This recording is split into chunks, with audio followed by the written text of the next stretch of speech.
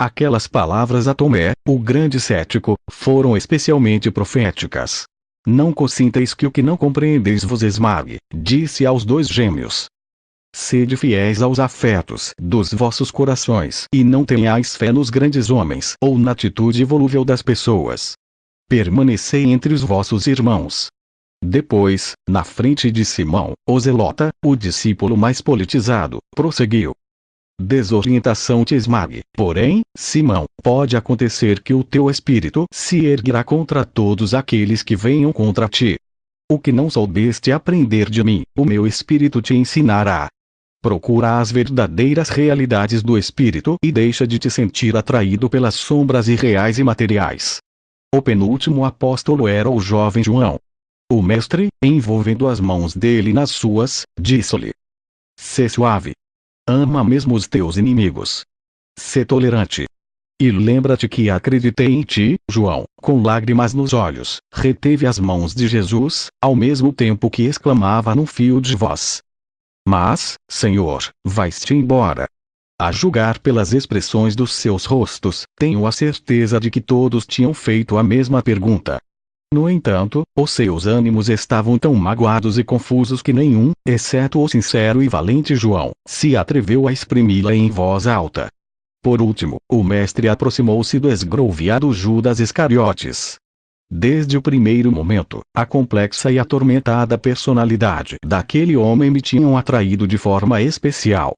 Na medida das minhas possibilidades, procurei não o perder de vista. E posso dizer que as motivações que o levaram a trair Jesus não foram, como se insinua nos evangelhos, as do dinheiro. Para um homem como ele, a consideração dos outros e a glória pessoal estavam muito acima da avareza. Judas, disse-lhe o Galileu, amei-te e rezei para que ames os teus irmãos.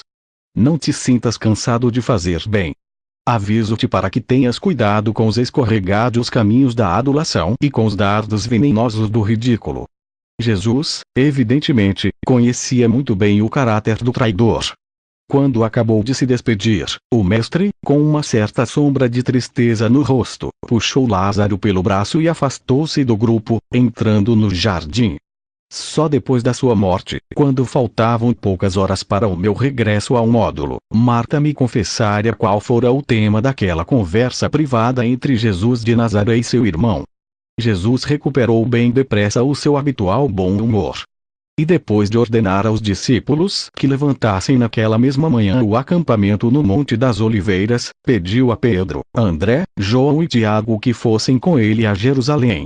A minha escolha não oferecia dúvida e na companhia de um reduzido grupo de discípulos, segui os passos daqueles 5 homens. Como já era costume, o Nazareno, com uma invejável forma física, trepou a íngreme vertente oriental do Monte das Oliveiras em pouco mais de meia hora.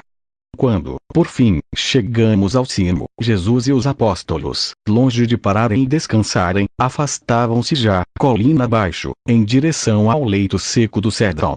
Mas, contrariamente ao que eu imaginava, o mestre não parecia ter excessiva pressa em entrar na Cidade Santa, e parou na encosta ocidental do Monte das Oliveiras, num terreiro onde se apertavam dezenas de tendas, na sua maioria ocupadas por peregrinos da Galileia bem como por comerciantes de lãs e vendedores de animais para os sacrifícios rituais. Pelo que me foi possível comprovar, algumas daquelas famílias conheciam há muito o Galileu e pediram-lhe que se sentasse junto delas.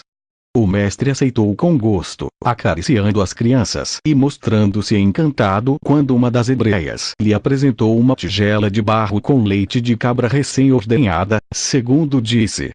Logo outra mulher colocava em cima da esteira de palha em que o rabi se sentara, uma bandeja de madeira com uma mancheia de tâmaras e uma espécie de torta branco-amarelada, que, segundo um dos meus companheiros de jornada, era conhecida por pão de figos. Nota, numa posterior ligação a Eliseu, o nosso computador central confirmou que os figos, juntamente com as tâmaras, proporcionavam ao povo judeu o maior índice de açúcar. Geralmente, eram postos para secar, sendo armazenados na forma de tortas. Este pão de figos era utilizado, inclusive, como fármaco para sarar úlceras. Papai Noel ampliou a minha informação, revelando que aquela torta de figos, que fora oferecida a Jesus, podia ser formada pela variedade chamada figo do sicômoro, muito frequente na Palestina do século e este alimento, de baixíssima qualidade, sofria uma punção quando ainda se encontrava na árvore, obtendo-se assim um amadurecimento mais rápido. N. Do M. Sorridente, o Nazareno sacudiu com a mão esquerda as numerosas moscas que tentavam pousar no leite, pegando no recipiente com ambas as mãos, bebendo lentamente e com prazer. Pouco depois, tendo se despedido dos seus anfitriões, fez mais 2 visitas. Era a 3ª hora, às 9 da manhã, e o grupo continuou seu caminho para Jerusalém. Foi então que Pedro e Tiago, que havia dias andavam em polêmica sobre os ensinamentos do Mestre quanto ao perdão dos pecados, resolveram tirar as dúvidas. E Pedro tomou a palavra. Mestre, Tiago e eu não estamos de acordo sobre os teus ensinamentos quanto à redenção do pecado. Tiago afirma que tu ensinas que o Pai nos perdoa, mesmo antes de lhe pedirmos. Eu defendo que o arrependimento e a confissão devem vir antes do perdão. Qual de nós tem razão? Um pouco surpreendido pela pergunta, Jesus parou em frente da muralha oriental do templo e, fitando intensamente os 4, respondeu: Meus irmãos, errais nas vossas opiniões porque não entendeis a natureza das íntimas e amantes relações entre a criatura e o Criador, entre os homens e Deus. Não conseguis compreender a simpatia compreensiva que os pais sábios têm pelos filhos não amadurecidos e por vezes em erro. É verdadeiramente duvidoso que um pai inteligente e amante se ponha alguma vez a perdoar um filho normal. Relações de compreensão, associadas com o amor, impedem, efetivamente, essas desavenças, que, mais tarde, precisam de reajuste e arrependimento do filho e perdão do pai. Digo-vos que uma parte de cada pai vive no filho. E o pai goza de prioridade e superioridade de compreensão em todos os assuntos relacionados com seu filho. O pai pode ver a imaturidade do filho por meio da sua própria maturidade, a experiência mais amadurecida do velho. Pois bem, com os filhos pequenos, o Pai Celestial possui uma infinita e divina simpatia e compreensão amorosa. O perdão divino, portanto, é inevitável. É inerente e inalienável à infinita compreensão de Deus e ao seu perfeito conhecimento de tudo que respeita aos juízos errados e escolhas enganosas do Filho. A divina justiça é tão eternamente justa que inclui, inevitavelmente, o perdão compreensivo. Quando um homem sábio entende os impulsos íntimos dos seus semelhantes, o amará. E quando amas o teu irmão, já lhe terás perdoado. Esta capacidade para compreender a natureza do homem e perdoar os seus aparentes equívocos é divina. Em verdade vos digo que se sois pais sábios, esta deverá ser a forma com que ameis e compreendeis vossos filhos, com que lhes perdoareis até quando uma falta de compreensão momentânea vos tenha separado. O filho, sendo imaturo e falho de plena compreensão sobre a profunda relação pai-filho, terá, frequentemente, uma ideia de separação quanto a seu pai. Porém, o verdadeiro pai nunca está consciente desta separação. O pecado é a experiência da consciência da criatura, não é parte da consciência de Deus. A vossa falta de capacidade e de desejo de perdoar aos vossos semelhantes é a medida da vossa imaturidade e a razão dos fracassos no momento de alcançar o amor. Conservais rancores e alimentais vinganças na razão direta da vossa ignorância sobre a natureza interna e os verdadeiros desejos de vossos filhos e próximos.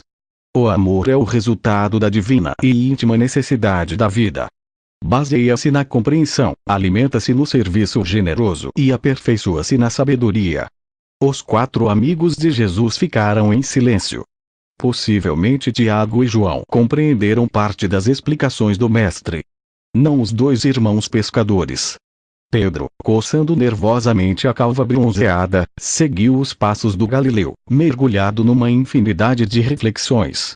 Pelas 9:30 da manhã, Cristo e os seus discípulos passaram por baixo da porta oriental, na muralha leste do templo, encaminhando-se para as escadarias do átrio dos gentios, lugar habitual dos seus discursos e ensinamentos.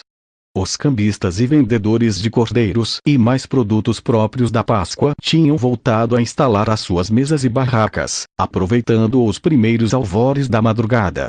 Tudo parecia tranquilo.